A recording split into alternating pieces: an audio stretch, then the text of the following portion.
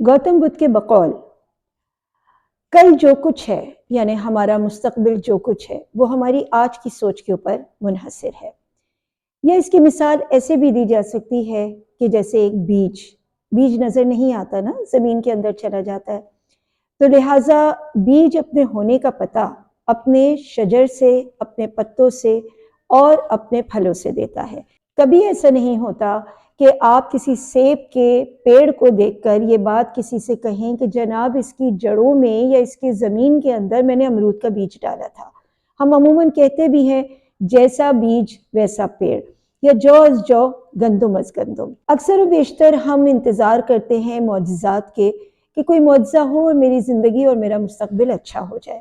در حقیقت اگر ہم اس معجزے کے انتظار کے بجائے اپنی سوچ کو بلند کریں تو معجزے خود رونما ہو جائیں گے. اسی لیے دنیا کے ہر مفکر نے سوچ کو، تھاٹ کو اپنا موضوع بنایا ہے، کیونکہ یہ ایک انتہائی اہم موضوع ہے. یہ ایک اتنا اہم موضوع ہے کہ انسان کا کردار، انسان کے رویے اور انسان کے جذبات اسی سوچ سے مل کر بنتے ہیں.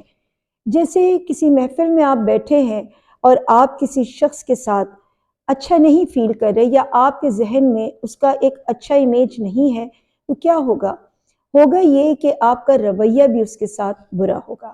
لیکن اگر کوئی شخص آپ کے ذہن میں، آپ کی سوچ میں اچھا مقام رکھتا ہے تو آپ کا رویہ اس کے ساتھ محبت والا اور عزت والا ہوگا. ایسے ہی ہے نا؟ اور یہ بات بھی یاد رکھیے، جس سکون کی تلاش میں ہم مارے پھرتے ہیں نا، وہ سکون در حقیقت ہمارے اندر ادھر ہوتا ہے. دل میں سکون کب آتا ہے؟ جب ہماری سوچ پرسکون ہوتی ہے، منفی جذبات کم ہوتے ہیں اور مثبت رویے زیادہ ہوتے ہیں. یہ ایک اورا بھی آپ کے ارد گرد بنا لیتے ہیں، پازیٹیو اورا، اس پہ بھی کبھی بات کریں گے. بعض اوقات ایک ہی معاملہ ہوتا ہے مگر دیکھنے والی دو نظریں ہوتی ہیں. بعض اوقات ایسا ہوتا ہے کہ کوئی معاملہ ہے اور اس میں جو منفی سوچ رکھنے والے ہیں نا، جن کے جذبات منفی رہتے ہیں، وہ اس میں بہتری کا پہلو دیکھنے کے بجائے اس میں سے ہمیشہ بدترین پہلو نکالتے ہیں. اور جن کے پاس ماشاءاللہ مثبت خیالات ہوتے ہیں، وہ بعض اوقات فیلیئرز میں سے بھی بہت کچھ سیکھ رہے ہوتے ہیں. ایک انگریزی کا قول ہے کہ sometime I win and sometime I learn. یعنی وہ اس کو فیل نہیں کہہ رہا، وہ کہہ رہا ہے کہ کبھی میں جیت جاتا ہوں اور کبھی میں لرن کرتا ہوں، سیکھ جاتا ہوں. ایک اور شعر ہے جو مجھے بہت پسند ہے، آپ کو معلوم ہے مجھے اشعار پسند ہیں.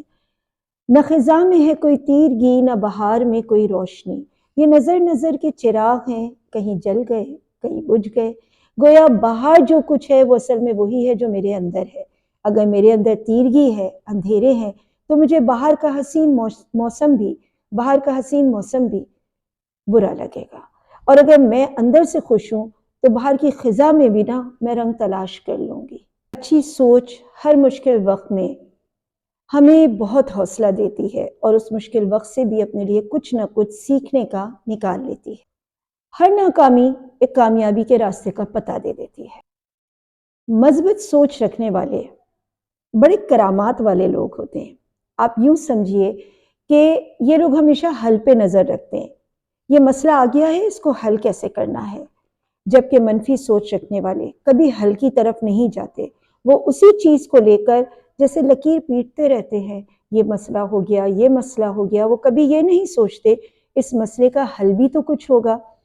ہم دین اسلام میں دیکھتے ہیں کہ سوائے موت کے اور کوئی چیز ایسی نہیں ہے جو حل طلب نہ ہو. تو لہٰذا ہر مسئلہ ہے، کوئی مسئلہ ہے، حل موجود ہے.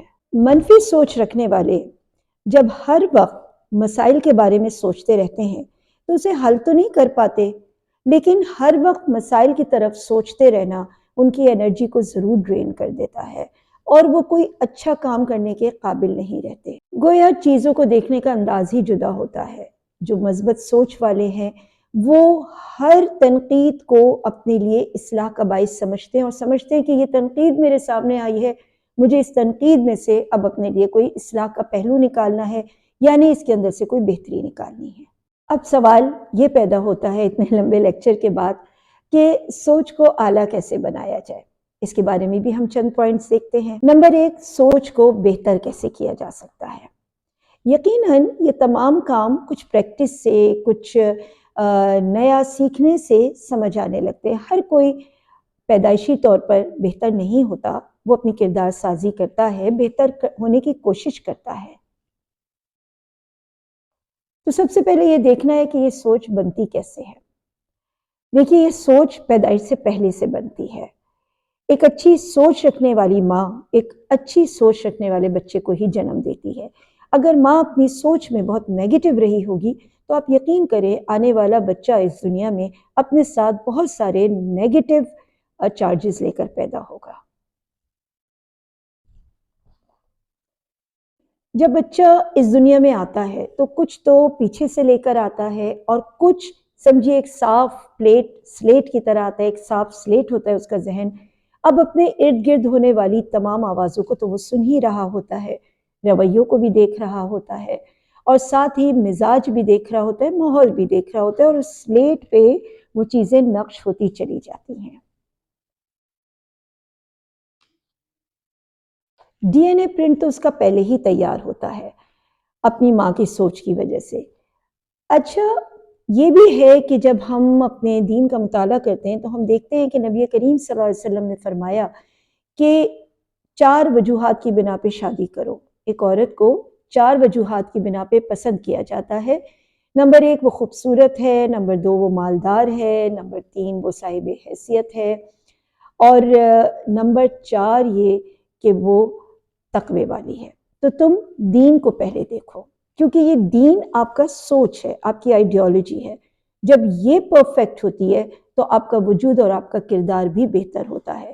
تو اگر ایک ایسی عورت سے اور لازمی ایسے مرد سے شادی کی جائے تو پیدا ہونے والی نسل بھی جو ڈی این اے پرنٹ لے کر آتی ہے وہ بہت ہی مثبت ہوتے ہیں۔ تو پہلی بات تو یہ ہو گئی کہ سوچ کیسے بنتی ہے، پہلے سے بنتی ہے، اور اس کے بعد کچھ اثرات اس کی زندگی کے اوائل دنوں میں، شروع کے دنوں میں، یعنی 3 مہینے تک نقش ہو جاتے ہیں۔ اچھی عادتیں بھی اور اچھے اور خوشگوار جو کام ہو رہے ہوتے ہیں، یا اچھے اور خوشگوار ماحول اس کے اوپر بہت اثر انداز کرتا ہے۔ پیدائش کے فوری بعد اس کے اندر جو یہ حواس ہیں، سینسز ہیں، 5 سینسز، اس میں جو سب سے زیادہ اہم سینس ہے، یا سمجھیے جو سب سے پہلے کام کرتا ہے، وہ پیدائش سے پہلے سے کرتا ہے، اور وہ ہے سننے کی صلاحیت۔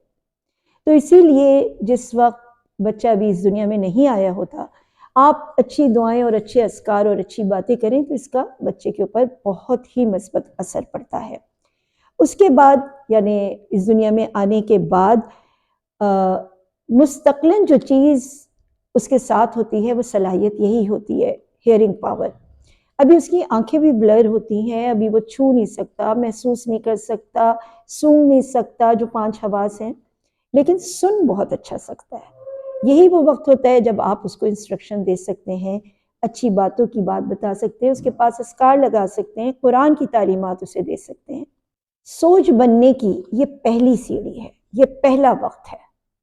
بچے کی پیدائش کے بعد اس کا ماحول، اس کی اقدار، اس کی ثقافت، اس کا گھر کا پورا ماحول اس کی ذہنی نشو و نما کرتے ہیں، یا تو اسے ذہنی مرض کی طرف لے کر جاتے ہیں، یا پھر اس کو ایک ذہنی بالیدگی عطا کرتے ہیں۔